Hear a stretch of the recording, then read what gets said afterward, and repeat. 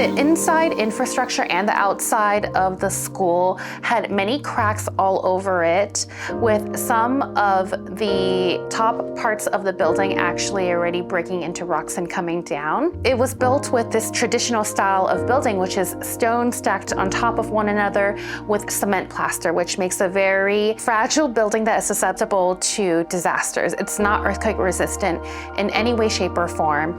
So we knew that we wanted to rebuild this facility because it wasn't safe for kids to study in. And we wanted to also extend the class grades up to at least class 4, increase enrollment and increase literacy for this school.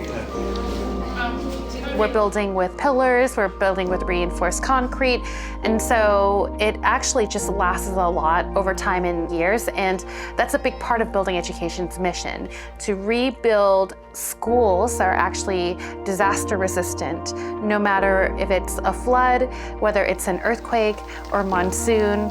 It will outstand and sustain over time through these disasters. Another challenge that we experienced in this village was a few disputes going on within the neighboring villages. So there was one water source that was coming from the spring that was over the hill and down into the river. And there was one tube that only led up to the very first village.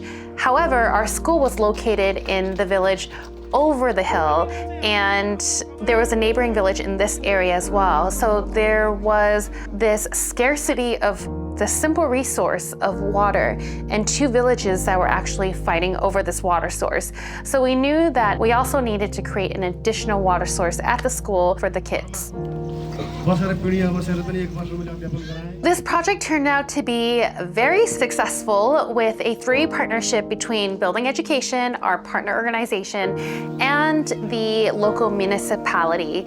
And what our agreement was that we would rebuild this 5 classroom structure and rebuild it into 8 total classrooms, with Building Education funding the building and also funding for the playground and the water drinking facility. The government agreed to then provide the teachers that were needed for this school, create a 1-year school plan, a 3-year school plan, and a 5-year school plan.